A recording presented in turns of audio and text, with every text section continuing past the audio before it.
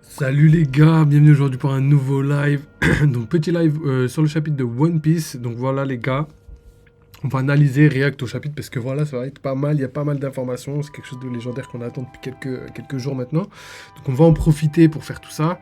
Et voilà, je voulais aussi vous tenir à vous prévenir que je vais devoir arrêter les lives pendant quelques jours parce que malheureusement, je vous avais déjà dit un petit peu que c'était un peu bizarre en ce moment pour moi, il se passe pas mal de choses. Donc voilà, hein, on va pas s'aller là-dessus, on s'en fout un peu. Mais tout ça pour vous dire que je vais pas pouvoir live pendant quelques jours. Je sais pas quand je reviens, j'essaierai de revenir le plus rapidement possible. Mais pour l'instant, on va s'en tenir à quelques jours. Et après, je vous tiendrai au courant de toute façon sur les réseaux, les gars. Donc voilà, tout ça pour vous dire que je vais pas pouvoir live. Donc c'est pas grave, ce sera le dernier live avant au moins la semaine prochaine. Et après, peut-être avec un peu de chance, je pourrais live, hein, je sais pas, on verra bien. Mais ça m'étonnerait. Donc let's go, aujourd'hui petit live sur One Piece, on va analyser et réacter au chapitre 1121, donc c'est le chapitre qu'on a étudié par rapport au spoil, avec toutes les informations qu'on a. Là on va voir les images, les réactions du monde, on va voir un peu des, euh, des confirmations qui vont se mettre, sûrement des certitudes aussi. Donc il a l'air vraiment lourd le chapitre, donc j'ai très très hâte de le faire. Donc n'oubliez pas, petite auto-promo les gars, le YouTube, n'hésitez pas à follow, liker pour propulser la chaîne un petit peu les gars. Et sinon, bah, le Twitter, le Discord, il y a plein de trucs, j'en parlerai à la fin de la vidéo. Donc c'est parti les gars, let's go pour le chapitre. Ça devrait marcher comme ça, ok. Donc voilà, ici on a la couverture du Shonen Jump qui est plutôt pas mal, hein, franchement pas mal bien réussi. J'aime beaucoup le design avec Usopp, Nami, Chopper et Luffy évidemment, lunettes de soleil en mode Doflamingo MDR. Donc voilà, on a aussi le petit Gear 5 à côté, on a sûrement du coup, ça doit être des trucs à l'intérieur qui vont être offerts. Donc 27, je sais pas si ça doit être le numéro 27. Quoique là, au milieu de l'année, on est à plus que 27, non? Non, c'est ça, c'est le numéro 27. C'est le Shonen Jump numéro 27, si je me trompe pas. Donc voilà. Petit Shonen Jump assez sympa. Donc let's go, on passe à la suite. Donc voilà, on remercie mon gamin pour la trad. Voilà, Color Spread. Donc on commence avec le Color Spread. Donc pas mini aventure pour ce chapitre-là. Mais voilà, encore une fois, Nami a été mise à l'honneur. Et là, elle a vraiment été mise bien en avant. Donc ensuite on a Chopper et Robin, on a Frankie ici, des petites fleurs, des hibiscus ou des orchidées, des fruits, des bananes et des ananas, des pastèques, de la glace. Donc voilà, petit color spread assez sympa. Donc il n'y a pas trop d'analyse à faire, mais elle a juste une pose. Mais après ça, je pense que c'est les poses un peu kawaii du Japon là. Je sais pas si ça a vraiment un effet de foreshadowing ou quelque chose qui pourrait y ressembler. Donc voilà, on a tout l'équipage des Mugiwara qui sont présents dans ce chapitre. Donc il n'y a que Jinbei que je... Ah si, il était là, bien caché avec Sanji. Et sinon, bah normalement, tout le monde est là. Donc voilà pour le color spread qui est plutôt sympathique, surtout pour les gens qui kiffent Nami. Donc voilà, on recommence le chapitre à peu près là où il s'est terminé la dernière fois. Et on va donc enchaîner avec les événements qui se passent actuellement sur Egghead. Donc on va voir ça ensemble. Donc c'est le Figure 5 qui dit faites gaffe aux griffes, à ses griffes. Donc là il prévient, elles sont empoisonnées, ne les touchez pas. Donc voilà, il prévient parce qu'il l'a déjà affronté. Donc voilà, il prend son rôle de capitaine très à cœur et ça c'est cool. Et ensuite il y a une phrase qui pour moi, ça doit être la phrase des marines qui dit ils ne doivent pas s'enfuir, tirer. Ok, bon, pour l'instant, tout se passe normalement. Et le commentaire de l'éditeur qui dit l'affrontement s'intensifie. Donc on continue, on a donc Saturne. Et moi, pour rien au monde, on touche ces trucs. Et ça doit être les géants qui disent ça. Quelle attaque puissante. Donc Saturne avec sa tête. Regarde la tête de buffle qu'il a. Quand il est transformé, il a plus du tout la même tête, hein. Ensuite, on a Luffy là qui fait une attaque spéciale qui dit tu veux vraiment nous lâcher, enfoiré? Et du coup, on voit Luffy qui réagit à Bonnie qui est en train de trembler et qui est énervé à tout ça. Et Luffy lui-même, je pense qu'il a dû réfléchir et se dire que, bah en fait, c'est pas, y a rien quoi, y a pas de, j'ai pas d'animosité envers Saturne vraiment, hein, c'est juste que je défends mes alliés. Je sais même pas s'il est au courant pour Vegapunk. Et du coup, il voit que Bonnie, elle a plus un intérêt à se battre contre lui, donc il dévie l'attaque de Saturne pour laisser Bonnie s'occuper de lui. Et je pense aussi qu'il y a le côté amusement, le fait qu'il voit qu'il a la même transformation qu'elle. Du coup, il doit se dire peut-être, ouais, si moi je peux le faire, elle peut le faire, tu vois, d'un côté. Donc voilà, des grosses cases de combat avec très peu de texte, donc c'est très rare hein, en vrai, donc c'est assez sympathique et assez joli à voir. Donc on a les géants, on a tout le monde, et on a donc Saturne qui s'énerve et qui Bonnie. Et du coup on a Saturne qui, enfin plutôt Bonnie qui commence à avoir peur, et Luffy qui dit voilà Bonnie t'as compris.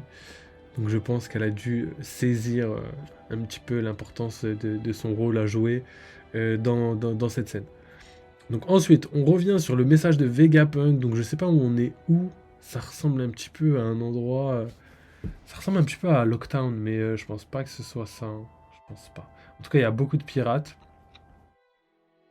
Il y a vraiment beaucoup Après, on n'est pas sûr que ce soit des pirates, mais en tout cas, il y a des pirates, c'est sûr. Et il y a beaucoup de personnes. Et du coup, tout le monde est obnubilé par le message de Vegapunk, ce qui est complètement compréhensible.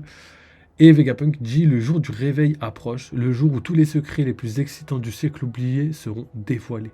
Nous savons que la technologie des armes qui ont noyé les continents est encore utilisée. Ok, donc là c'est marrant, parce que là, je sais pas si ça va être la traduction officielle, mais gardez bien ça en tête.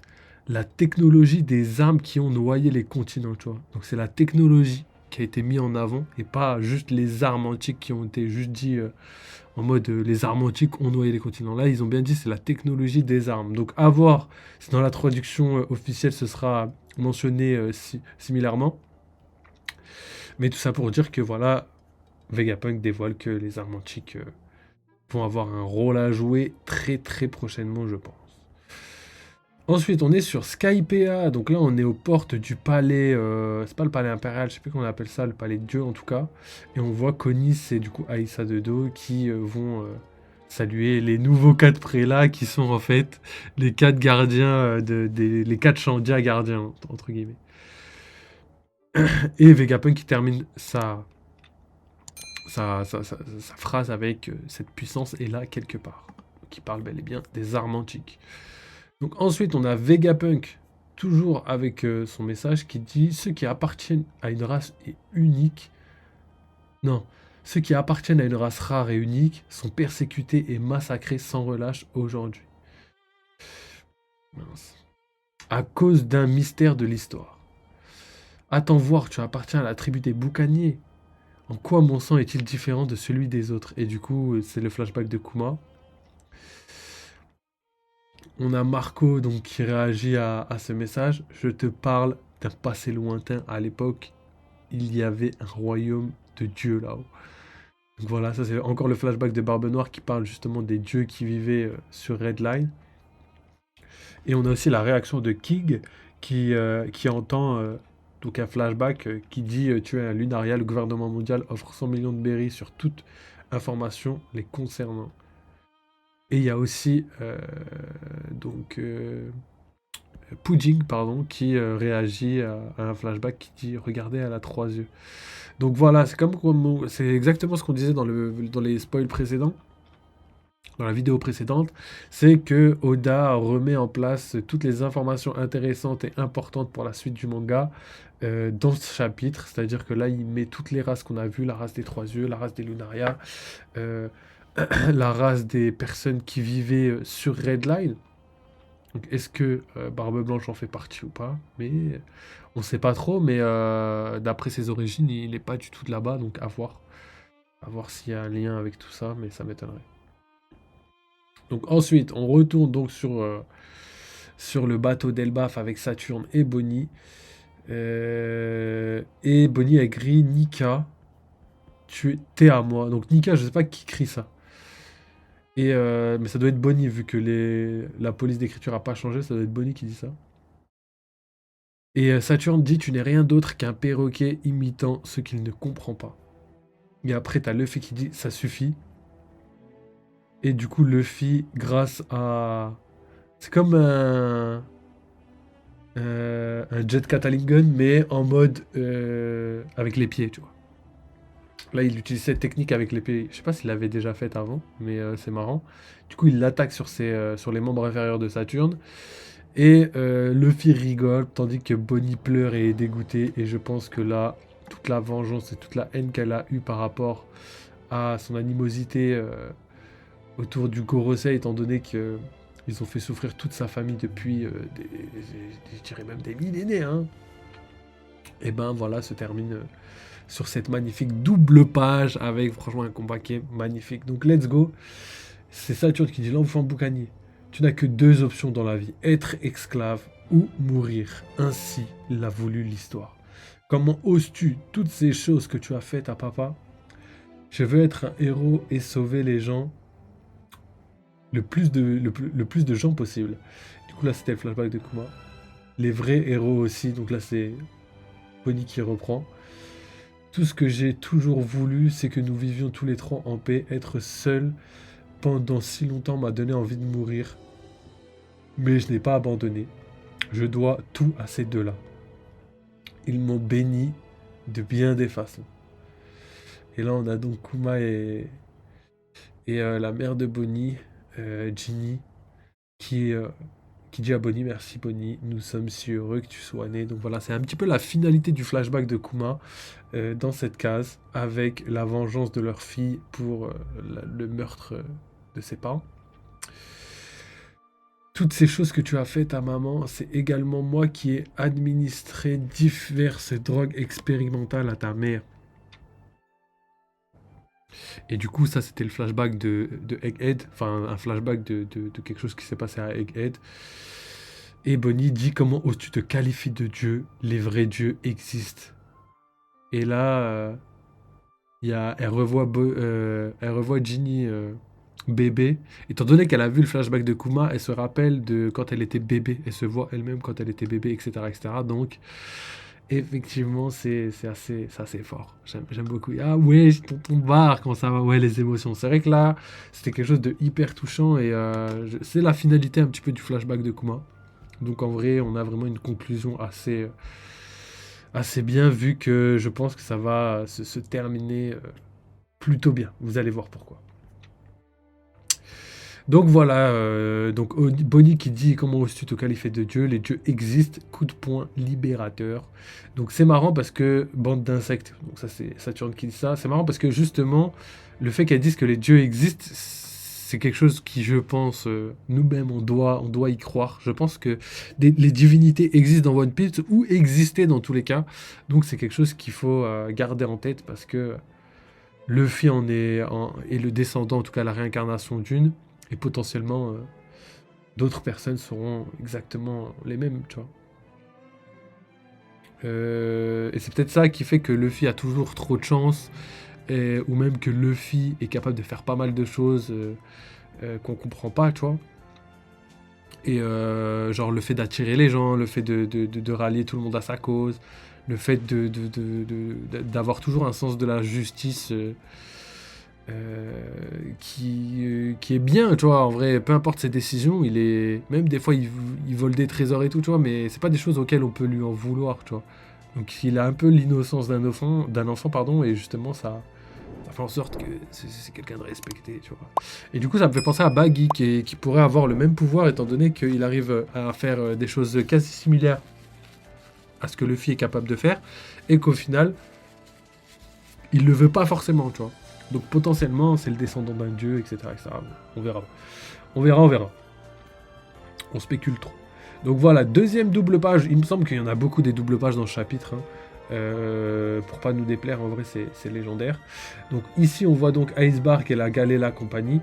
Le jour où ces réponses seront données, il y aura des comptes à rendre. Restez sur vos gardes pour vous protéger.